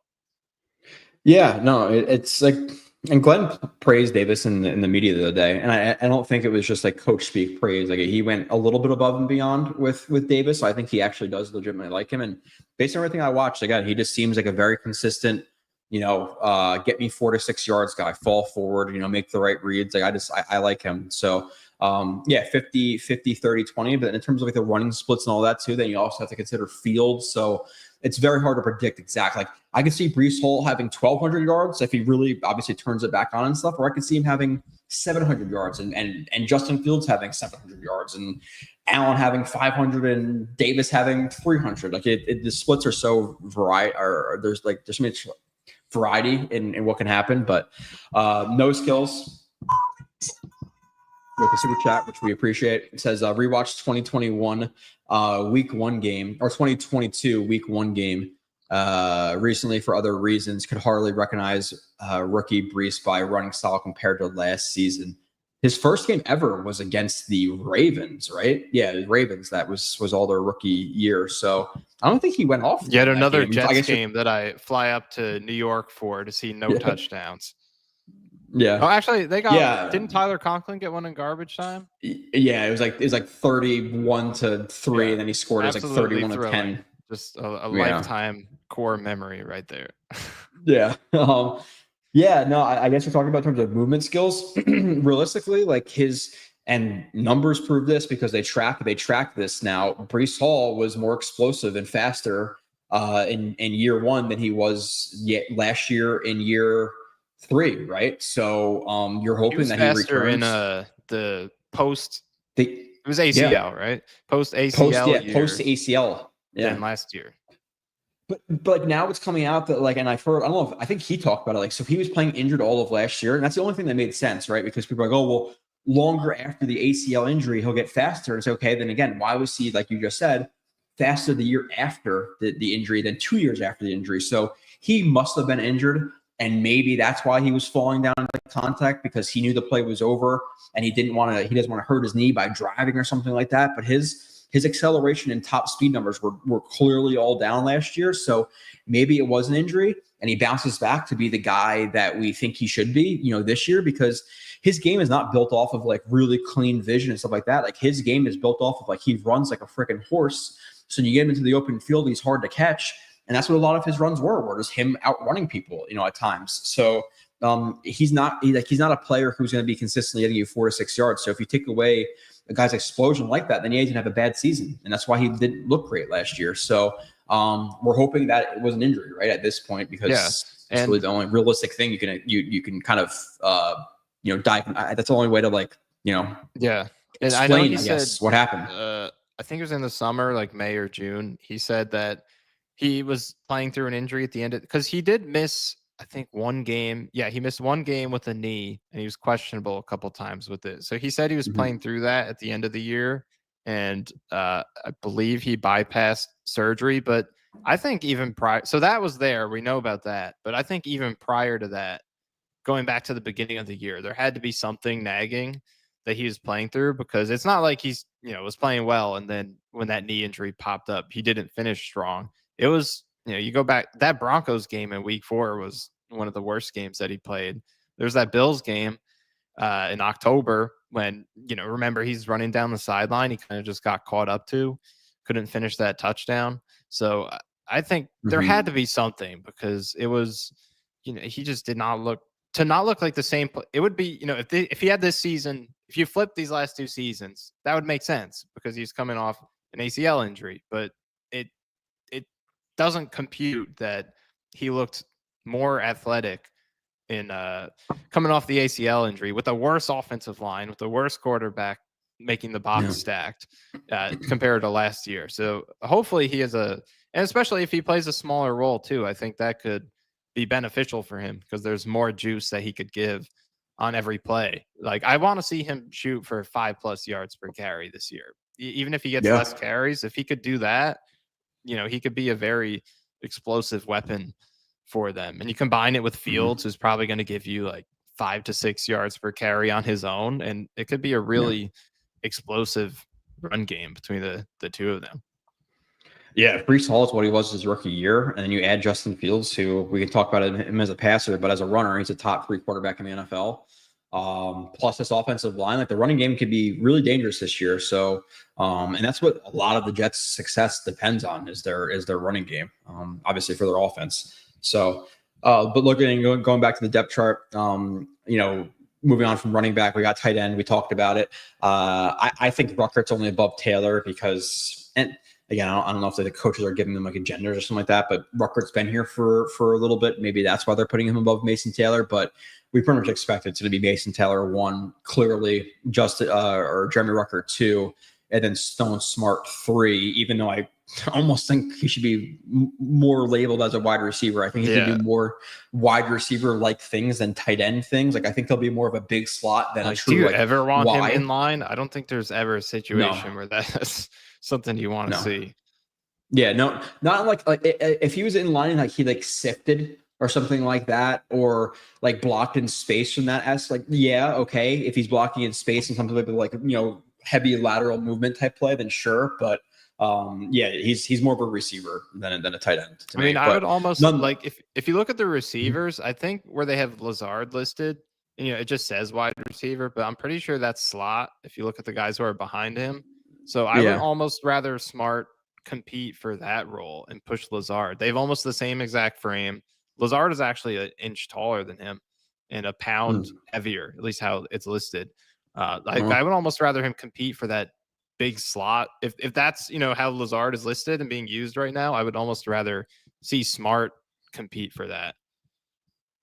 Yeah, no, I'm with you too. But like, pass Smart on the tight end roster, and again, he's going to be probably listed as tight end 3, even though I think he's like a receiver. Do we think there's any world where the Jets carry a 4th tight end? Yeah, no. Zach Kuhn's Yeah, still probably down not, there right? at number 5 with his 10.0 RAS score Uh-huh. in year 3. Moving on to receiver though, like you just talked about, Allen was like, I feel like if it was me building a roster, I wouldn't want Lazard here because he doesn't offer much upside. Like I'd rather give that spot to a Pritchett or a Smith or whoever it may be. But he is the 3rd receiver here. He's a vet. He is a decent I think he's at least an okay big slot because you get him closer to the box. He's a decent blocker, so you can have him involved in the running game. He's getting off of press easily because he's in the slot and all that stuff. So I wouldn't put him on the roster, but it seems like he's going to be. Any other outstanding thoughts from the receivers? The only other thing I can think of was you have Malachi Corley as the backup to Garrett Wilson as the team's. Where I'm going to, I think he's going to be more of like a Z in this offense. You don't really know exactly what's going to happen, but nonetheless, does Corley being up here surprise you at all? And at this point, I guess you can talk about Lazard's chance to make the roster and what do you think about that? But also Malachi Corley, because he's a guy who I haven't heard much about. But to me, fans are like so out on him because of kind of one play last year. Like he didn't play a lot, plus that one play against the Texans. So now like, oh, he sucks. But to me, 2nd-year guy, high physical upside as a yak guy, I would like to see him on this team this year. Like I definitely don't want to get rid of Malachi Corley in year 2. It's not like we have a star-studded roster at receiver and you just can't make it. Like give the guy a shot. So I like to see him as the backup to Garrett Wilson. Yeah, I guess just the red flag for me with Corley is like, the regime drafted him last year. They traded up and they were publicly so high on him about getting him. So the fact that coaching staff was so discouraged by what he was showing on the practice field that they put him in the doghouse definitely like sends some pretty bad messages about how he must have looked, whether it's on the practice field or in the meeting rooms. It couldn't have been great because you would think that they would love to get him out there, and they had every opportunity to use him instead of, obviously they eventually got Devontae, but Xavier Gibson was still getting reps throughout the season, and they used him over Corley despite Gibson doing nothing at all. So it seems like he was really unimpressive off the outside of the games in some sort of way. And now he's got a new regime to, show that too. A regime that did not draft him as opposed to the last one. So I think it just comes down to that. Like I would love to see him play and get reps, but if he's still buried on the depth chart or he doesn't make the team, then he must have really, been unimpressive in terms of practice, meetings, how detailed he is in terms of playing his role, things like that. So I think I'm just looking at it in that way. I'm trusting that, they know he's a 3rd-round pick in his 2nd year. I'm sure they are aware of the potential that he has. So if he's not getting opportunities, then I'm going to trust that he must, really be struggling to stand out. Yeah, would you carry it like in your mind? And again, we'll do a 53-man roster production more like after the preseason. But to me, right now, it's probably Wilson, Corley, Lazard, Reynolds, and Tyler Johnson as the sixth receiver. As the 6 receivers, I think the guys who are on the chopping block out of those 6 are probably like if they were to cut, one of those 6, it would be one of Johnson, Lazard, or Corley, right? Those are probably the bottom 3. I obviously, Garrett Wilson's a lock. Arian Smith is a lock. Josh Reynolds is a lock, right? Past that, would you carry 7 potentially? If not, who do you think is like, who do you agree with the 3 who are on the chopping block? And then if there were to be either a different 6th or a 7th on the roster, who do you think is like the leader in the clubhouse between, I would say probably Gibson, Smith, Pritchett are the ones who are the next 3, right? Like we have Quentin Skinner, but you've been hearing the most about obviously Smith and Pritchett. And then, like we know who Gibson is, but what are your overall thoughts about like that last spot? Do they carry 6? Do they carry 7? Yeah, I could see them going to 7 receivers, and I think it's I think Johnson will be there. Yeah. I think Corley's going to be there. So How big Lazard, his you think role is is, that one I on the don't chopping know, block? but I could see Pritchett pushing Gibson out for the 7th spot. I think that is a competition. I feel like Lazard's going Okay. to be there because they restructured the deal, and maybe someone gets injured, they have a trade opportunity for Hmm. whatever you could get for him. But I don't know. I think they like his size and blocking potential. Like sometimes the effort's not there. But I think they like that fit, especially because seemingly he's listed as a slot here. I think they like that in this offense. So I think they have a role for him. So I could see, Gibson Pritchett pushing Gibson for a 7th spot, especially if they're only going to go 3 deep at tight end. We'll see Hmm. how far they go at running back. Although Beck is in there, I guess he's essentially another or running back or tight end. You could consider him, but it seems like they're not going to go super deep at either of those positions, so that could open up a extra receiver spot for you to use. So I So think it's okay, Pritchett so versus Gibson. I think that's the main competition here. okay, so a quick follow up. So Pritchett would be your 7th. Now, if Pritchett was to overtake one of the 6 spots, who do you think would be the 6 out? And the 6 in right now, we're saying are Wilson, Corley, Arian, Smith, Lazard, Reynolds, and Johnson, right? So if Pritchett were to make the roster, and it's not just he beats out Gibson for that 7th spot, but if he were to make the roster as one of those 6, who do you think would be the Oh, it's first one person of to be 6. edged out? Yeah, if he were to be Probably edged out. Corley at that point. Like I said, I Yeah. think Lazard is decently. I would say Lazard is safer than Corley, in Mm. my opinion, which is maybe not my preference because obviously I would love to see young players play. Just I'm not at practice, so I would love to just throw Corley on the field and see what he could do. But just it seems like they have a role in mind for Lazard, and Corley has a lot to prove to the coaching staff. So I would guess that it would be more likely to be him, in my opinion. Yeah. Yeah. Now moving to the offensive line, we got the starting 5, which we all know about. I think Okafor is the backup to both left tackle and right tackle. I think he's the swing on both these spots, so I think he So comes are you in earlier than comfortable with Max that? Mitchell. With him? I mean, I guess the competition is Mitchell, but Yeah. are you good with him playing left tackle? Well, like not necessarily because we haven't seen him do it. Like he went to the Pats, he sucked for one game and then left the team. So like I'm not It's confident he like could play 2 left tackle drives, as well. but it was With that being a said, bad couple of drives, but yeah, it was only like 2 drives he was there. Yeah, 2 drives, but do I think he's if he is what he was with the Steelers, again, if he is what he was with the Steelers, he's a very, very good backup right tackle. Doesn't always transfer to left tackle. Max Mitchell is good because I would take Max Mitchell over Carter Warren just because Max Mitchell, they both suck, but he's played some guard as well. So it gives you a little bit of flexibility to play guard as well as a backup, even though not well. But I would say it's probably the starting 5 and Okafor, Max Mitchell as your only backup tackles. Goodbye, Carter Warren. And then interior the offensive line all makes sense, obviously. I think they carry Myers as the primary backup to all left guard, center, and right guard. But I also imagine they're probably going to carry Newman because, to only have 4 interior offensive linemen, a little bit sketchy in case one of them gets hurt, but maybe it's Mitchell and that he could play tackle and guard. Like maybe that's the way they save a roster spot is by letting him play a bunch of spots. But do you think there's any chance that they maybe carry more offensive linemen on the interior? Do you Max Mitchell versus Carter Warren? Overall thoughts on the kind of the depth of the offensive line and how that shakes out? Yeah, that could be an underrated competition to watch. Is that 3-way between Newman, Laval, and Mitchell? Because, like you said, Mitchell might be in that mix of like potential backup guard / backup tackle, and that could give him a leg up on these other 2 because Laval and Newman aren't tackles. Newman can play some center, we've seen, but yeah, Mm-hmm. that'll be interesting. Like, will they keep one of those guys, go 8 at offensive line? Well, can 2 of Yeah. them make it? Definitely not all 3. I would say is unlikely. So, but I think they're all 3 going for 1, maybe 2 spots. So interesting to watch them.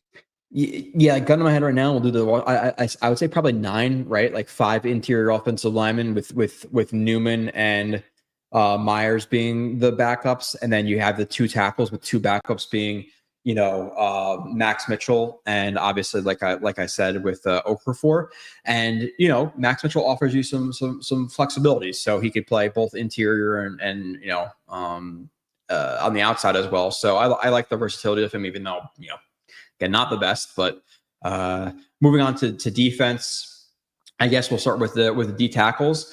The only thing, so after looking at the depth chart and listening a little bit more in preseason, I could say that the only thing I changed, and I'll talk, I took a receiver off my 53-man roster prediction, and we'll get into the full thing later on. But J2 Thaley is a guy who they've talked about a little bit, and now he's the backup to Quinton Williams, even over a Leonard Taylor. So I was only on 4 interior offensive or defensive linemen, but now I moved it up to 5, with it being Q, Cowart, Noddy, Tufele, and Taylor. Taylor obviously had some flashes last year, and as long as he builds on that, I think he should make the team. Cowart's a guy who we talked about should be the starting one tech. A little bit surprising for his weight, but he offers you versatility that Noddy doesn't in terms of being a pass rusher. He has some of it, so I'd rather him see some playing time over Noddy. I still expect Noddy to be here as the vet. Got another guy who could stop the run a little bit as a backup. But J2 Thaley is a guy who I would say when he was signed, looking at his stats and just some of the things about him, I would expect him not to make the roster. But with him being, again, on the second team in terms of the defensive tackles, and I think he's been talked about a little bit more by the coaches than I thought he would be. So I think Tufele moved himself onto my 53 in terms of looking at this D-line depth chart. Yeah, another guy, I wonder if Peyton Page has a chance to push for a roster spot. Always tough for a UDFA, but if there's any position where it's possible, it's right here, where beyond Quinton Williams, there's really no one solidified that is a guaranteed, quality starter or even role player. Mm-hmm. So he's made a lot of noise, and skill set wise, I think he fills the run stopping ability that they're looking for and gap plugging. He's only 300 pounds, so he's not massive or anything. I know it sounds like an ironic thing to say, but relative to defensive tackles, 300 is on the lower end. But he only had half a sack in his college career, but he's in the NFL. It's because he could stop the run. So, and it sounds like he's made a lot of plays. So I wonder if there is a legitimate shot for him, just because this is, as I said earlier, to me, a really uninspiring group overall. It's not very solidified. So it could be a path for him to not only make the roster, but maybe get some snaps. Yeah, my concern, again, it's hard to know exactly what the character concerns were with Leonard Taylor, but I'm not sure if you caught that Aaron Glenn interview where he's like, I talked to Leonard Taylor. He knows what he needs to do more of when asked about him. So, again, I don't want to project too much, but is it a thing where maybe he had some success in year one and now, maybe not as dedicated or something like that? I don't know exactly what's going on, but based off what he did last year, he should definitely make the roster. He had quite a bit of flashes in limited reps, so I would definitely like him to make it. But past that at edge, you got Michael Clemens starting. Obviously, that's because Jermaine Johnson is out, but it's going to be Will McDonald and Jermaine Johnson as your starters.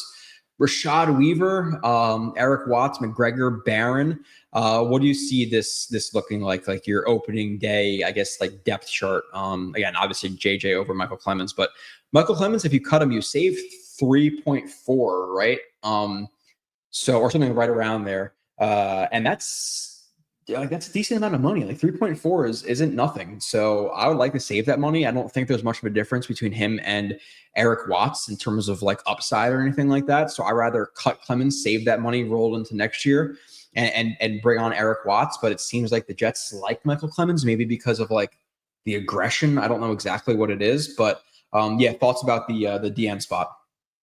Yeah, I mean, it's definitely depth is shaky because you look at the depth chart right now and JJ is not there. Well, he's at the back because he's on pup, but it definitely is not a position that has a lot of depth. There's a lot of opportunity for people to step up. So Clemens, like you said, I think you could roll over those savings into next year. I would much rather use that on you could get a Josh Myers with that money, a Josh Reynolds, a legitimate veteran role player backup versus Clemens, who hasn't, he's been a liability in the league. So, Is that really loud to you? Can you hear that? I can hear somebody's doing the lawn at your complex or whatever. But it's not loud enough where it's truly distracting. No, you're good. Okay. No. Okay. I just want to make sure. But I mean, do you expect that?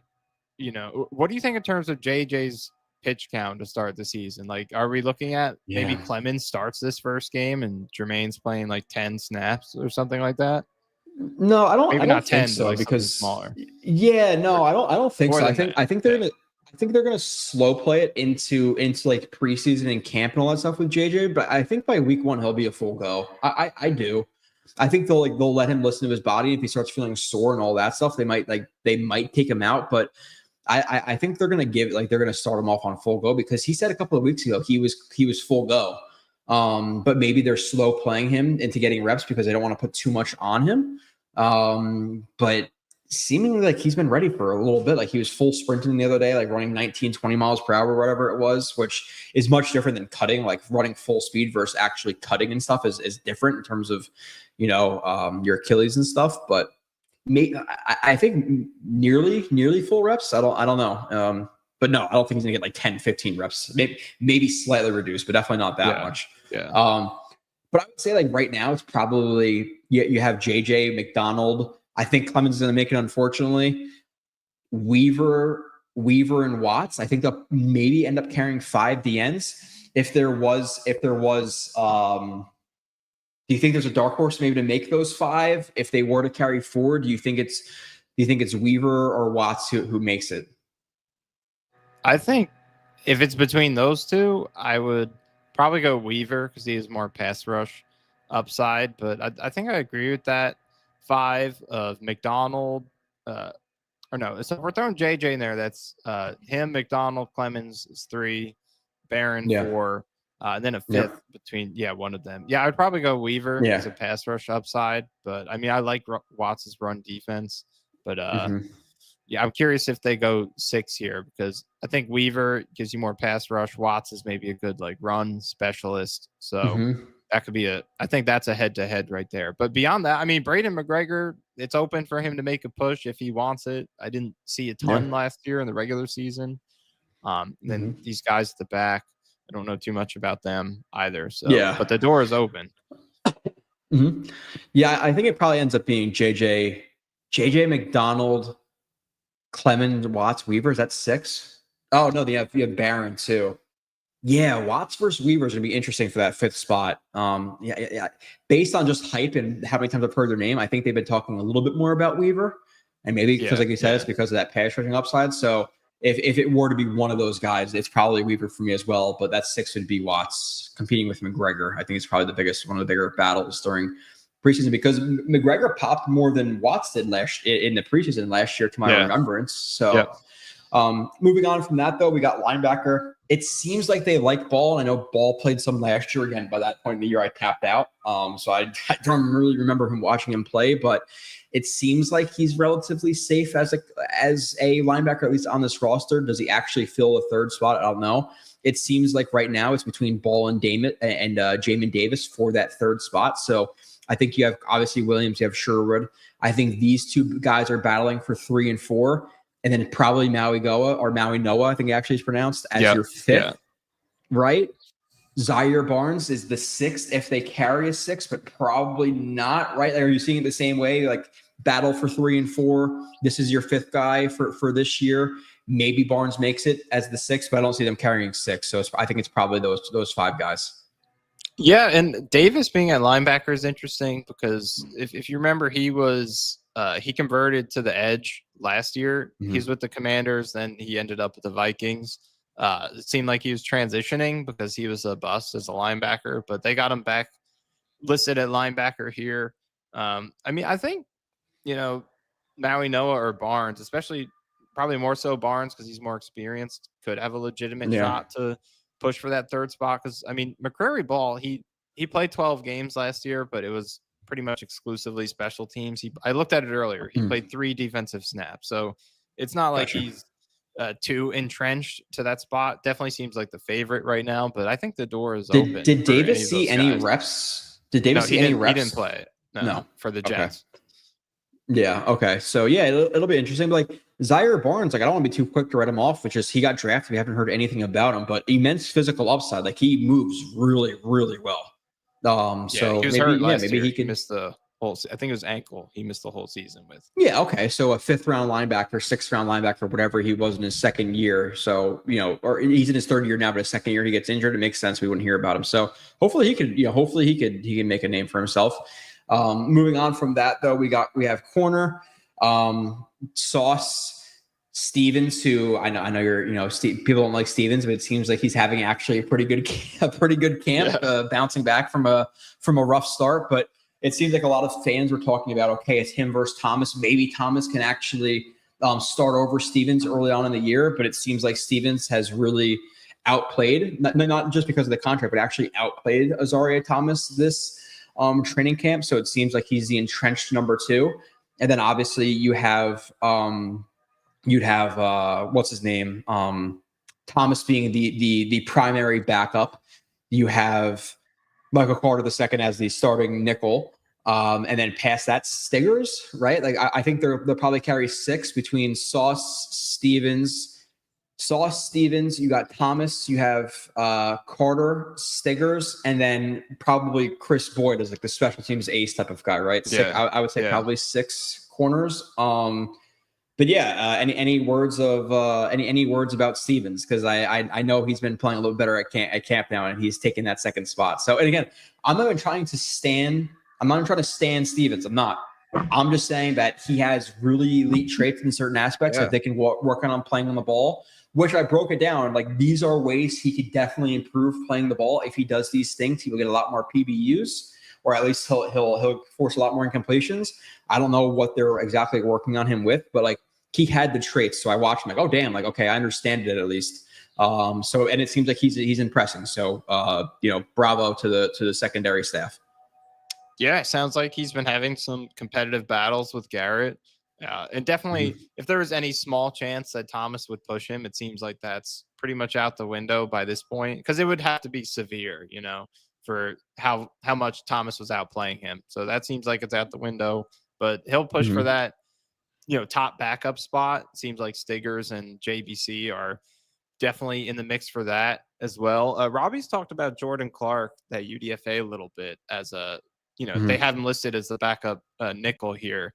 And Robbie has said that he's played like a really specific role that they've kind of carved for him. So maybe like if they want a specified nickel, he has some sort of chance to push out one of Stiggers or JBC for that last corner spot to keep it at 6. If he could do everything, maybe he edges out Isaiah Oliver. Like that's a battle to watch. Maybe him versus Oliver for like that nickel safety spot, because Oliver is a guy who I think they envision as like a safety / nickel as well. So maybe it's him versus Clark's a nice, interesting battle. JBC, what does he have? Does Boyd make enough of an impact to make the team? Maybe they're looking at, okay, we want Oliver on the team, like the versatility. Maybe it's Clark versus Boyd. Can Clark prove enough on special teams? Like, so watch Clark if he's being mentioned. But those are probably the 6th to me, with Clark trying to make the team. And then safety, it seems somewhat in stone: Cisco, Adams, Moore, Oliver. I think Moore is competing with Adams for that starting spot. He's been making some plays in camp, which good for him. Again, Oliver, a guy who played safety and slot corner. I think they liked the versatility, and I think they actually mentioned that. Maybe it was Wilkes in a press conference. And then you have Monroe. Wasn't Monroe cut? Wasn't he like an injured cut or something like that? I don't know if he's actually still on the team or not. And then Dean Clark. Yeah, I believe that was him. Yeah. Yeah. Any thoughts on safety? Again, I think you have like a Clark versus Oliver versus Boyd versus Con versus kind of battle for like those bottom of the DB depth chart type roles. But I think the top is pretty self-explanatory with Sauce, Stevens, and maybe Stiggers is involved too, but Sauce, Stevens, Michael Carter, and Thomas being easily the top 4.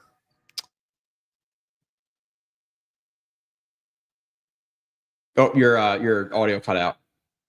Yeah, they waived injured Monroe, and they actually picked up this corner from the formerly from the Eagles, Mario Goodrich, who's been on rosters and played special teams. So when you're talking about these competitions at the bottom, if someone's actually been on rosters and played a lot of games, like that enough is a leg up versus some of these other players who haven't proven that yet. So he could be in that mix.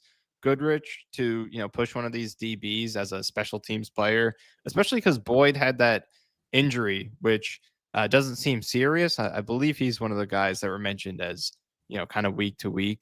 But, if he's going to be out and there's going to be out, there's going to be time for some of these other players to step up in a special teams role. Charles is already out with his ACL. He's on PUP. We'll see when he comes back. So there's a lot of room for special teams players to stand out and make the team that way with some of these injuries that they've had. Yeah, no doubt. I guess we're kind of lightning round the kicking, punting, all that stuff. But Nick Folk versus Mevis, like Folk, you have the Folk hero. You have him here for 7 years, good guy, all that stuff. Obviously, ideally, as just looking at the football team, you hope Mevis would be better because he could be the long-term kicker for 5, 6, 10, 15 years realistically. Where Folk, how long is he going to have it at 40, 41 years old? I think Folk wins it. You're talking about the most accurate kicker in the NFL of the last 2 years. So he'll be back most likely. McNamara is the guy you liked, right? There's 2 punters you like McNamara. Well, I was on team Kai Kroger actually. So I already lost this battle. So okay. my punting scouting isn't too hot right now. But I like both of them. I did say that. I said I liked both of them, but I did prefer Kroger, but I said this is a good spot to be in. Both of these guys are legitimate prospects. I did say that. So okay, so do you think Folk is the week 1 starter? And do you think McNamara is the week 1 starter, or do they bring in a different guy to compete with him, cuts, whatever it may be? Like, do you think these 2 guys at the top of the depth chart are actually the week 1 starters there? I mean, I'm kind of surprised they haven't brought in a punter already for McNamara. I mean, they just had, they waived injured Monroe, so that was an opportunity to add one. But kind of surprised, but we've seen, like, he actually is an example. Last year, he got released and lost that punting competition with the Bengals before he even played a game in the preseason. So it's not outside the realm of possibility that he could have just won it already and they're good with him.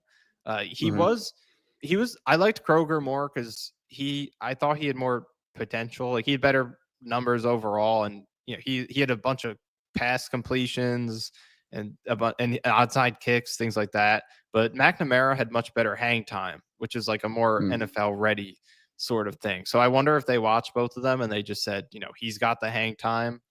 He could work with our coverage team, and, Kai Kroger just doesn't have it, and we're good with this. So I think it will be him.